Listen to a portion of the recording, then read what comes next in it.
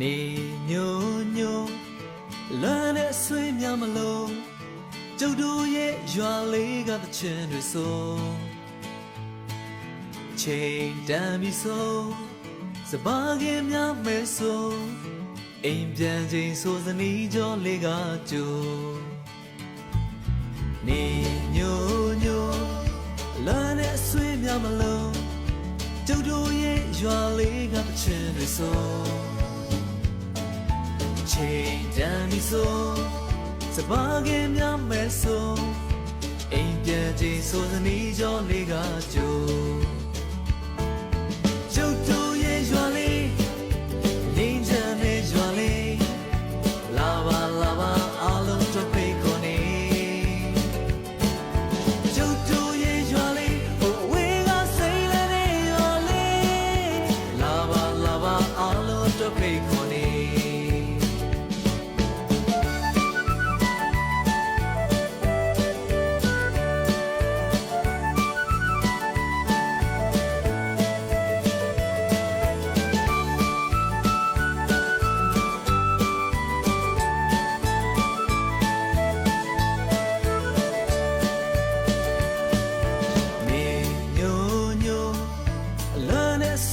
မလို့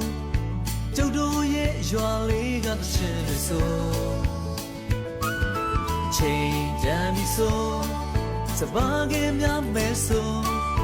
အိမ်ပြန်ချိန်ဆိုသနီးကြောလေးကကြို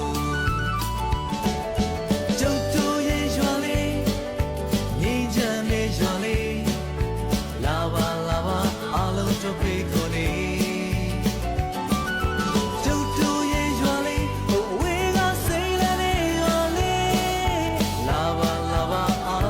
ဖိတ်ခေါ်နေ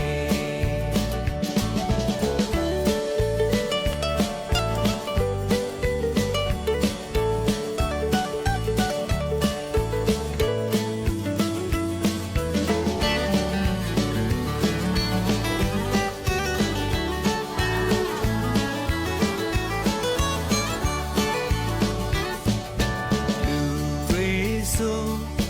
တော့ကကင်းဝေလို့ကျုပ်တို့ရဲ့ရွာလေးရဲ့ညံလေးညိုဘယ်သူမဆိုငင်းချမ်းရဲ့တချင်ဆိုဒီရွာမှာလေးလူအခွင့်အရေးကပို့ကျုပ်တို့ရဲ့ရွာလေးငင်းချမ်းတဲ့ရွာလေးလာပါလာပါအားလုံးတို့ဖိတ်ခေါ်နေ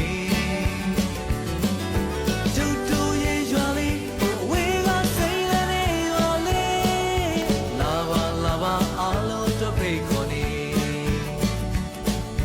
နေညိုညိုအလွမ်းနဲ့ဆွေးများမလို့ကျုပ်တို့ရဲ့ရွာလေးကသချင်းတွေဆိုချိန်တန်ပြီဆို